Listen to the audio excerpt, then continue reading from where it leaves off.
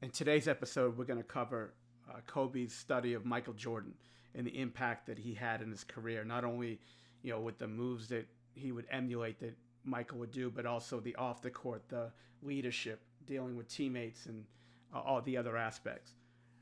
If you follow Kobe at all, you know the impact that Michael had on his career, as taking him under his wing early in his career, and not only showing him all the moves and all the tricks that he would do on the court, but also offensively and defensively, but also the off the court, the leadership, dealing with teammates, dealing with the struggles of not winning early in your career, and sort of building your career up into preparing him to be a champion and one of the best players of all time. There's a lot of ups in that. There's a lot of downs in that, and MJ really helped him throughout all of that. I remember early in my career hearing a story that I never really believed that once they were on the road, the Lakers were on the road, and Kobe left something early, some type of function, to get back to his hotel room to study DVDs of MJ in interviews, in press conferences. And he wanted to study all his mannerisms, all his movements, how he reacted to questions, his eyes, his face, his hands, gestures during interviews to emulate his mannerisms. I never really believed it, but then again, I didn't really know. And it wasn't until years later, until I started working for him, that we had a long discussion about Jordan and asking him about, hey, I heard this story. Is it true? He goes, it was 1,000% true. He goes, I studied every factor, everything that Michael did on the court, off the court, read anything that I could.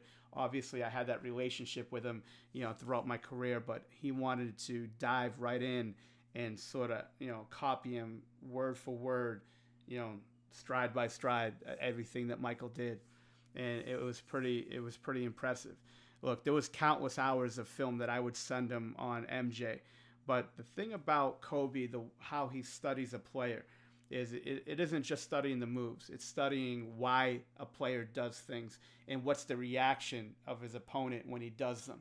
Doesn't matter if it's on the offensive end or defensive end. He would study not just highlight footage of him, hour after hour.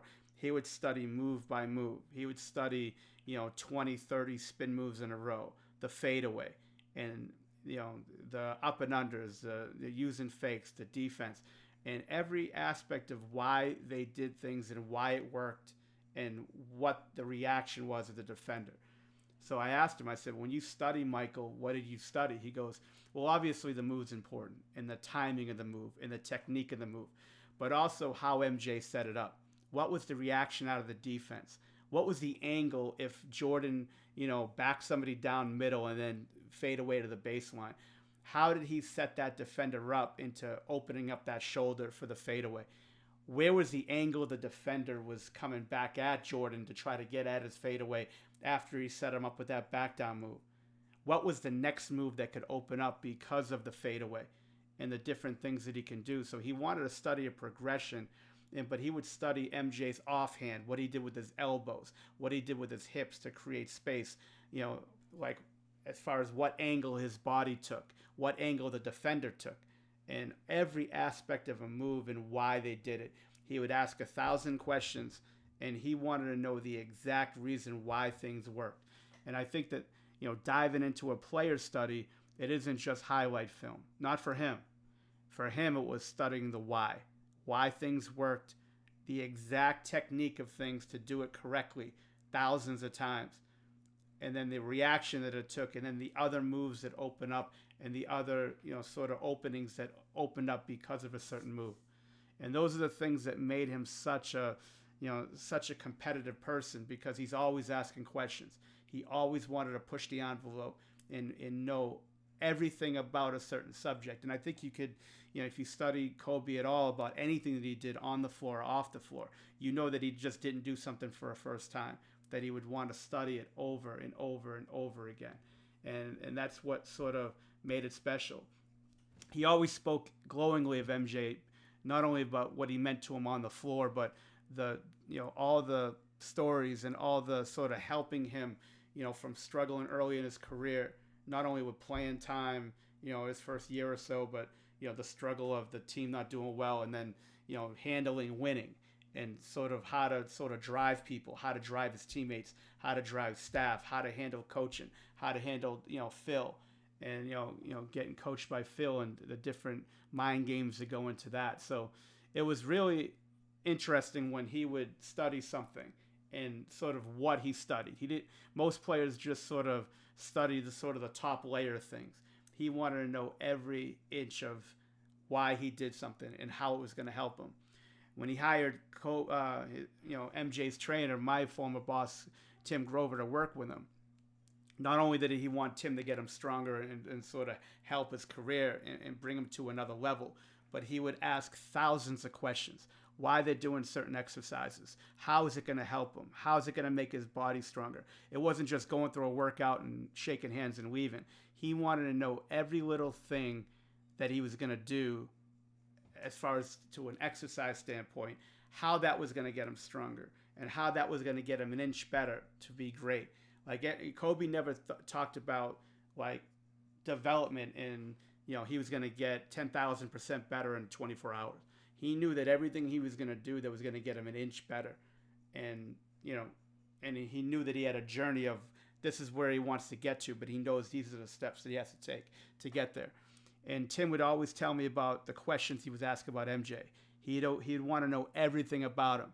It's unbelievable, man. It's not one of those things where if you ever have a conversation with him, it wasn't one of those things where you could have this little conversation about one little detail and then go. It would be hours of asking questions on any player he would study, but MJ was just sort of special to him. Defensively, he wanted to know,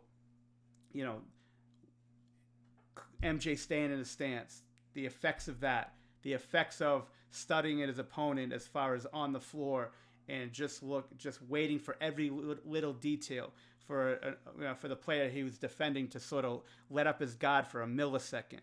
He knew everything about his opponent. So if he dropped his arm and then, he could come in to get a steal. If he's going to just, take his eyes off of him when he was off the ball. And then he could come in and try to, tap it from behind or get to a better defensive angle, forcing offensive players into doing things that they didn't want to do.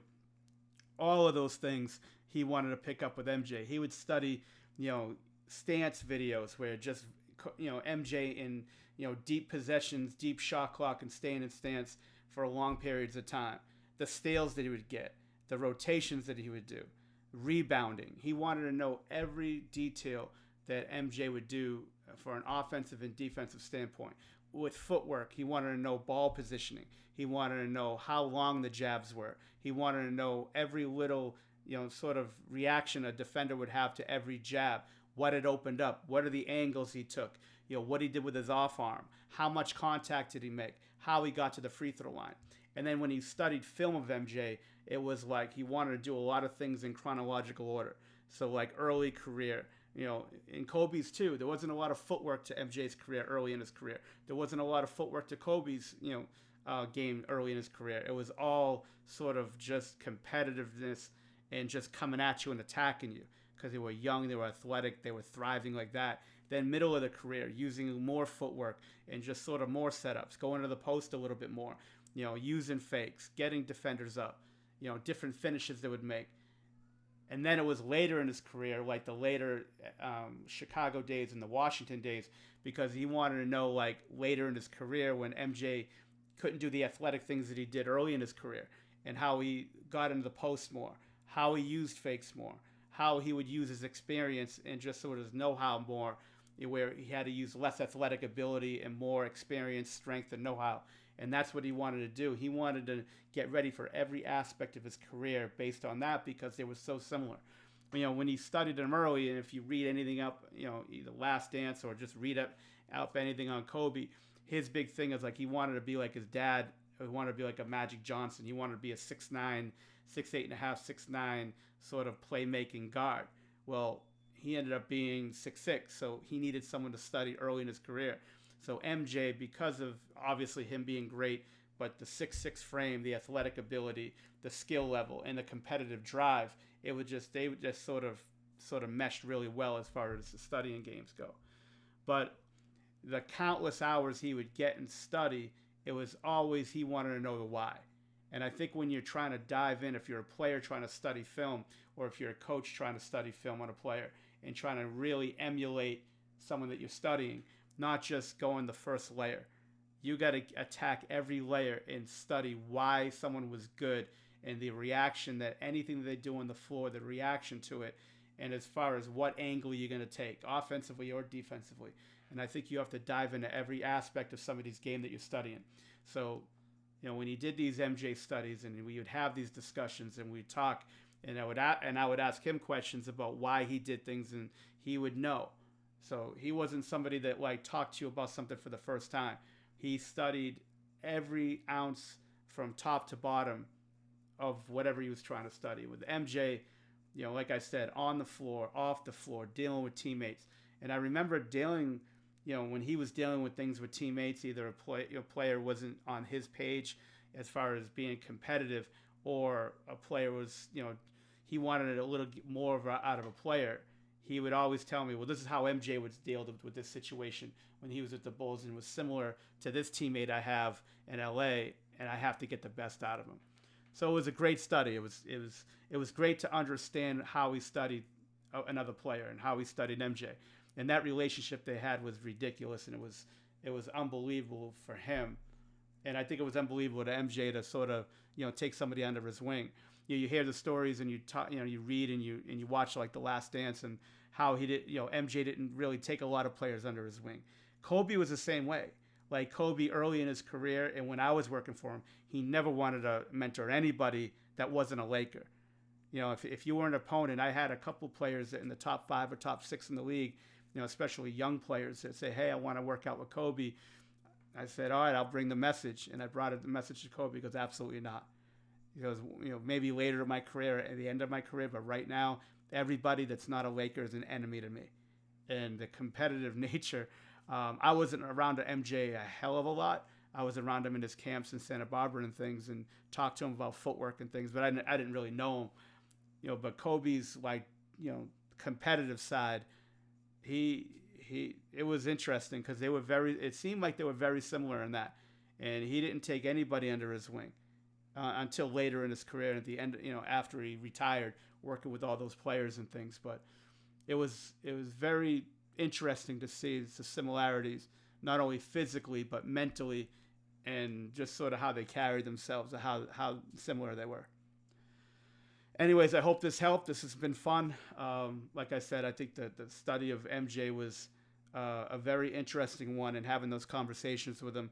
And remember, always know the why, always ask for the why, how something's going to get you better. And know that everything that you do is going to get you an inch better to this. There's no magic pill, there's no magic potion. And so when you're studying a player that's great, understand that you have to study everything. And that's what Kobe did. He studied the history of the game. He studied the history of MJ and the different phases of his career that he went through.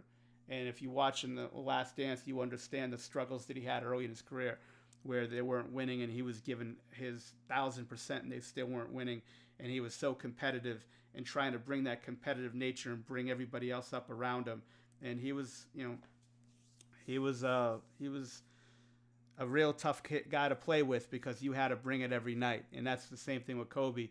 Kobe lived in the present. He brought it every day, and he expected everybody else to. And I think you could attribute that to MJ. Thank you for your time. Hopefully this brings you a little value, and I'll see you in a couple of days. Thank you.